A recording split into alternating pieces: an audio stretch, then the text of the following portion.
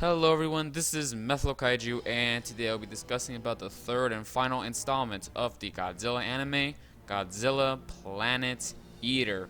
I will be talking about basically the entirety of the film because I have read the spoilers and I want to share it to all of you guys. This information was gathered by spoiler-filled review, so obviously this will have massive spoilers. If you don't want to hear any, then do not watch this video because I will be going all out when it comes to these spoilers. If you want to see it, I guess once it's released on Netflix, and I guess you can to hear my thoughts. But anyhow, let's get right into the review. The movie begins after the events of the second film, with Medphis expressing admiration for humanity, and the remaining living below Saludo, who are on the ship, are feeling total disgust for Haruo, wanting him to be brought to justice. On Earth, all but a few of the small group of survivors have been gripped with increasing religious fervor under Medphis, who encourages the belief that a miracle is the only thing that saved them from being absorbed by the nanometal. Haruo checks in on Yuko and is then told by a scientist that Yuko is indeed alive, as the nanometal has allowed her heart to keep on beating, but is still brain dead. In other words, Yuko's basically a zombie. Haruo further talks to the scientist in private about the religious fervor amongst the scientists. The scientist tells him the reason that the nanometal didn't affect the survivors was due to the medical treatment given by the Futua people, or whatever you pronounce it, I don't know. Haruo then questions why the scientist has kept silent. The scientist replies it is not the best atmosphere to reveal it safely. During a group discussion, the scientist posits that Haruo did what he did in the second film because it would mean nothing to win and lose their humanity. Medphis interjects and says that he did so because he feared the nanometal would replace Godzilla. This is important as Haruo later in the film reveals both reasons are valid, and he does something very cool, at least for me, very cool at the end of the film that relates to this. But more on that later. Haruo then talks to Medphis, confronting him about the Mothra civilization's treatments being the cause of the nanometal not taking effect, rather than a miracle, which is what Medphis is saying.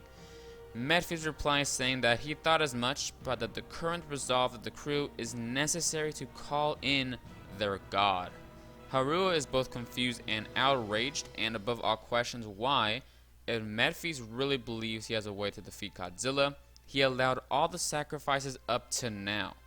Medphis discusses the necessity of both the Bilosaludo technology and human psychology as triggers. Most of all, Haruo's own resolve to defeat Godzilla will be necessary, and Medphis has been waiting for it to come to a boil, though at this point Haruo himself no longer believes humanity has any way to win. So, just from reading this, we can already tell Medphis is turning into a more villainous character, like, pretty quickly actually. Haruo then talks against the scientist, saying Medphis is insane. During this, the Bilosaludo have taken over control of the ship and want Haruo brought into the ship. The scientists advise him to hide away from the time being, so Haruo follows one of the twins, who leads him to a place away from the group. Yeah, this next part is gonna be really weird. Okay, but here we go.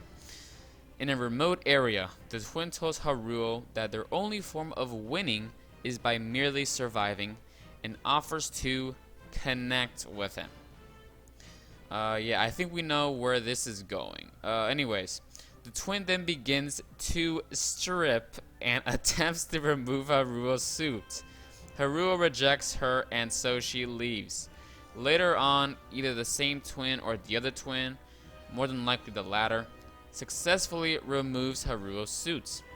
Haruo realizes she's the one that medically treated him. She strips and both embrace each other. You heard that right, guys. A Mothra twin has sex with like a normal human. Yeah, okay. Anyways. Meanwhile, the other twin makes her way to a room where Medphis is telepathically communicating with the EXIF leader. Afterwards, she is telepathically told to show herself. The twin questions why he didn't reveal he had telepathic abilities earlier. Medphis then says it was hidden in order to build trust amongst the humans and the Saludo. She tries to escape, but he catches her and shows her a vision of Ghidorah, which terrifies her and alerts her twin in Haruo's room to danger. When her twin awakes, she says the name Ghidorah, which alerts Haruo that Mephis is up to something. Shortly after, Mephis begins one more group prayer. He feeds everyone soup and discusses how, though it has been fully consumed by his followers, it continues to exist as part of them. However, unlike soup, living beings like them are able to make their own choices. He leads them in a rallying cry to Ghidorah, or as I like to call him, Schrodinger Ghidorah, because of what I'm going to mention very soon. And this time, at the height of his followers' fervor, simultaneously with a prayer aboard the command ship, he touches his amulet to the green communication stone he's been holding, and 3 dragon heads begin to emerge, visible only through shadows. They slice the followers to bits. A massive black void is seen in the sky. Space itself has been ripped. From the rip emerges one of Ghidorah's heads, which wrap around the command ship. The head constricts the ship and destroys it, killing everyone inside. Then 2 more black voids appear, with each having a Ghidorah head emerging from it. Godzilla awakens after a deep slumber and confronts Ghidorah. Meanwhile, the humans run along to a cliffside. Haruo, knowing that Mephis is responsible, runs off alone to find them. The rest of the group watches Godzilla begin his battle with Ghidorah. Ghidorah gives off no life signature nor energy signature, confusing the humans from the Haruo group. Godzilla fires at Ghidorah and he reflects the beam. Godzilla's swipes move right through his necks. As Ghidorah's head siphons heat from Godzilla, which seems to completely disappear, the scientists speculate that Ghidorah exists in and is moving the energy to a separate plane of reality. So honestly, this Ghidorah concept sounds really cool because he's basically an interdimensional being, which he is supposed to be that, but really no movie has really done that yet, so this is really cool. Anyhow, Haruo finds Mephis and the twin, who is tied but still alive. Mephis appears to have gouged one of his eyes and replaced it with the amulets which he is using to interact, possibly even control Ghidorah. The reviewer itself, or the reviewer himself, is not quite sure if he can control Ghidorah or if he can just communicate with Ghidorah. So anyhow, Mephis notices him and launches a telepathic assault onto him. During this, he goes over all the times technology has led towards doom and reveals that Ghidorah is embraced by the Exif as an inescapable being of chaos and destruction, hence why they willingly allowed him to destroy their planet and have since offered worlds to it. Mephis wants Haruo to embrace this as well, which I guess would help with anchoring Schrodinger Ghidorah. The reviewer isn't really sure how this is possible or if he just missed something. Just a little note there. Anyways, meanwhile, the other twin and the scientists make their way to the temple and find the Mothra egg. Then they touch the egg, which telepathically intervenes Mephis' assaults on Haruo via Mothra, which, by the way, only appears in silhouette. Yeah, really, really lame. Anyways, who flies into Haruo's visions and shatters a plane Haruo and Mephis are in, as Mephis discusses chaos over images of the atomic bomb. The little plane thing I mentioned, I don't really get it either, but the reviewer said that this happens. So, I don't know, take that, whatever. I don't really know what that's supposed to mean. But anyhow, among the psychic visions, Mephis continues to assault Haruo with visages of his dead friends, asking him why he threw away their hard work and chose not to avenge them.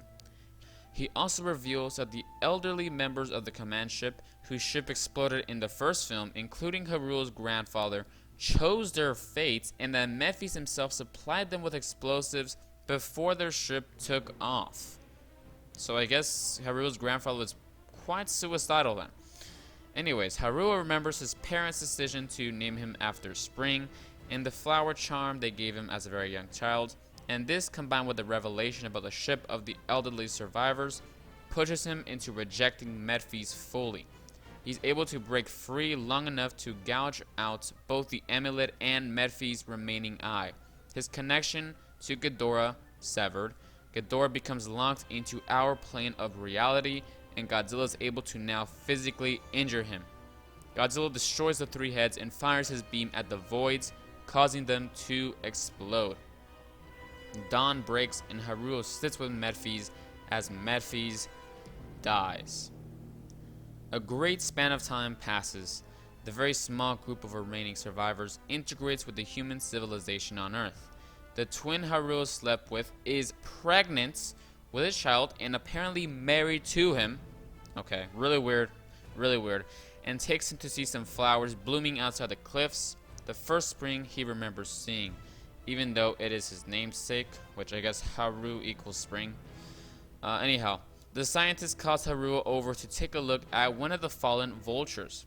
Haruo claims there's no way it can work again, but the scientist has gotten it running by taking a sample of nanometal from Yuko's body. With this, they can begin to rebuild a technologically advanced society along with the humans on Earth. Haruo suddenly holds his right eye and gets a momentary vision of Medphys, telling him that time is on their side. In other words, progress will lead to destruction once again.